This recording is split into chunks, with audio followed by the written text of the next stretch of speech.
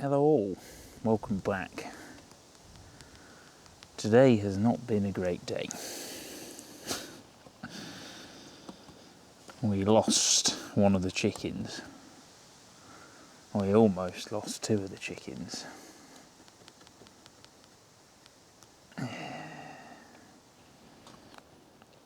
So, yeah. Rest in peace, Mrs. Gray. Unfortunately. So what I'm doing now is something that I was going to do anyway. Before winter. It was on the list. But this has brought it forward a little bit, I guess. I am extending the run. I only made it that big because I knew that they were going to be out and about all summer, which they have been.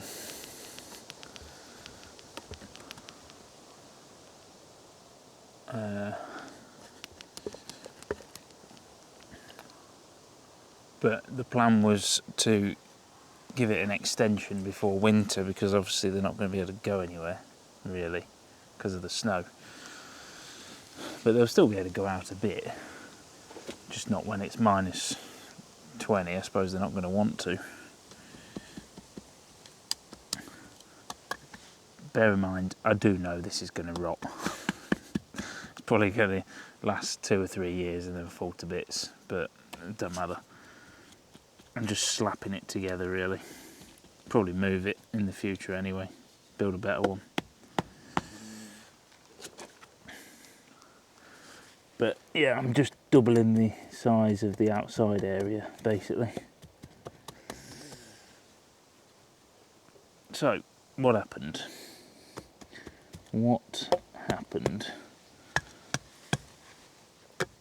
I came out this morning, as I normally do, about 8-ish, half 8, something.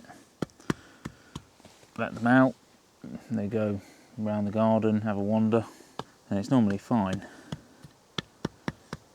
However, this morning, well, it was about 10, I think, 9:30, 10. They weren't long after.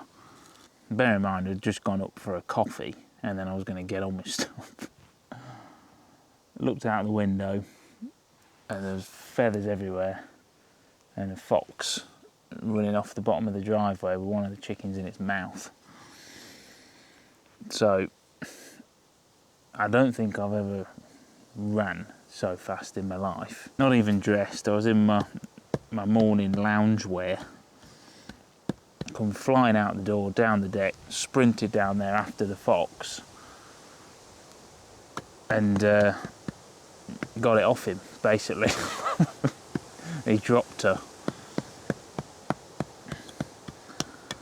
And yeah, I carried on chasing him for a few seconds across the field. Went back, and she was limp, but she was still alive. She was just very in shock. Picked her up, pulled her in close, got her in the warm. I was holding her, and she was sort of in and out, closing her eyes, opening her eyes. I thought, pissing, I was going to die, and that'll be that. But yeah, on the way back, I looked up the track, and halfway up the track there was the grey one, just lifeless in a pile of feathers. So, yeah, in other words, he got her out the bushes. I was getting worried because they've been going down there, and like each week we've noticed they've ventured a bit further, and now they've started crossing through there and poking out into the field next door. And I knew that wasn't good, but I thought it's never going to happen during the day. It's like this middle, daylight, it's daytime. I thought foxes were just like middle of the night, nocturnal. But apparently not. So I must have picked them off out of that hedge. All the other ones had come back here. The rooster and the 3 others. They ran off. left their sisters behind. But yeah, so the grey one, Mrs. Grey, or Miss Grey, is unfortunately, she had a funeral earlier, buried down there. But then the other one, we took her inside, put her in a box in the dark, comfy, you know, some hay down, and just hope for the best. And she's now back in the run.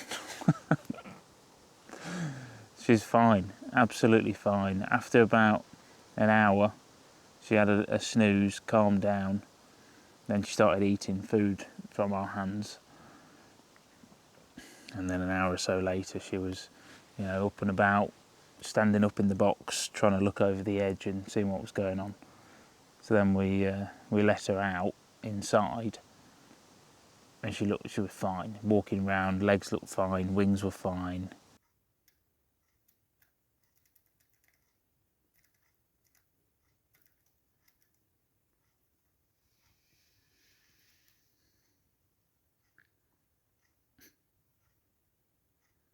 There's more. It's a few hours later now. She seems okay. You can see at the back where he's grabbed her like this and ran off.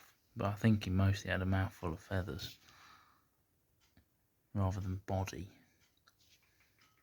Want some drink?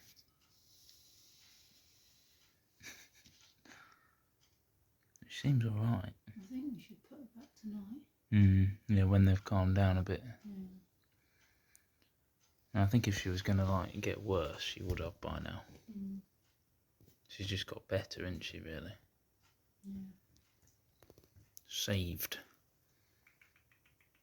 It was worth me running down the drive half naked. Yeah. Screaming at a fox. Sorry, I didn't realise that had gone so dark then. But yeah, and a couple of hours ago we plopped her back in with the others, and she was fine. They didn't do anything. She just cracked on, happy as Larry. So that is a very lucky chicken. Survived a fox attack. I mean, yeah, keep thinking about it. You know, if I hadn't have looked, or if I was a few seconds later, she'd probably be dead. So then we would have lost two, or the whole lot, if I hadn't have even. Don't know, do you? So no, that's what they like to do. Just go and kill everything, and then take what they want. But yeah, luckily she survived, so I think she's going to be fine. Hopefully we don't wake up tomorrow and she's dead. But we wouldn't have put her back in if we didn't think she looked all right. So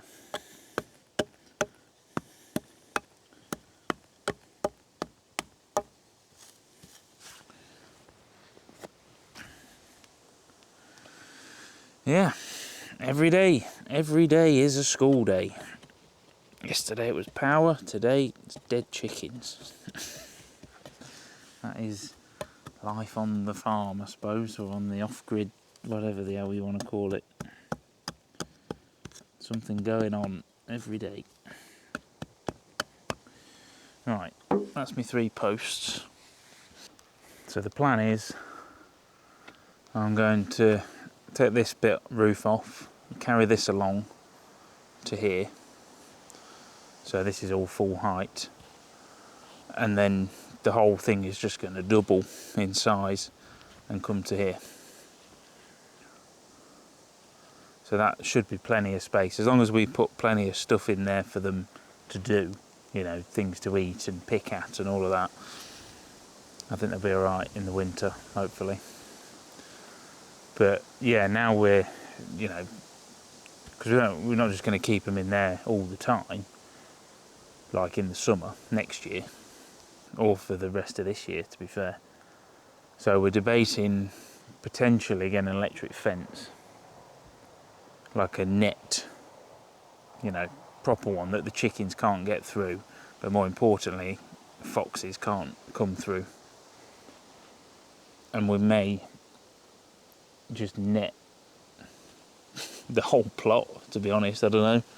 My mate said he'll lend us a net. We're just going to have to buy the pack thing, the power.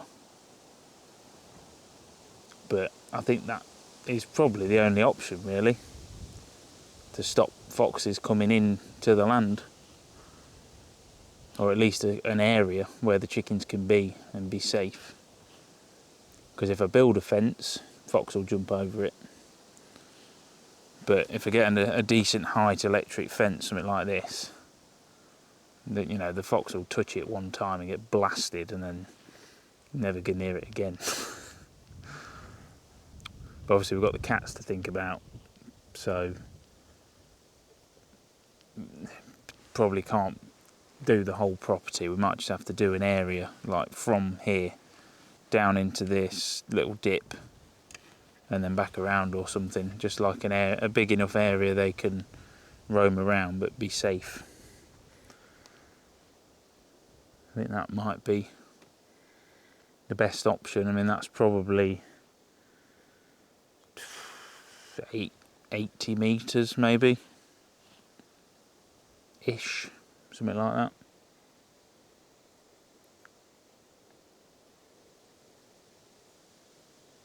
Maybe not even, maybe about 60, don't know.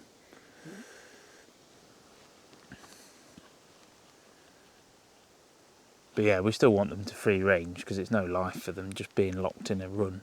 Some people do that, but yeah, I don't think that's very fair, personally. Each to their own, innit? I'd sooner they can go and explore and at least feel like they're free, seeing as they've grown up for the last, 5 months, 4 months, 5 months, as free range as you can possibly get. We've never had a problem.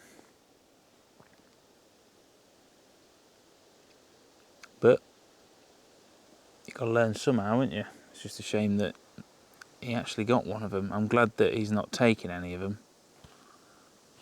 I tried to make a point, and I'm glad that I got them back. I would have chased him as far as I could to get that chicken off him, dead or alive, because I don't want him to know that he can get them from here. That's the idea anyway. I don't know if that's how you do it, but that's what I'm doing. That is it. I just thought I'd let you know what's been going on, basically. Bit shit, but dealing with it. I'm going to try and get this all done this week, or in the next few days, actually. Carry on with it tomorrow. Got enough wood, I think, to do it. We just don't have the fence. Gonna have to buy that, but whatever. Right, I'll see you all in a bit.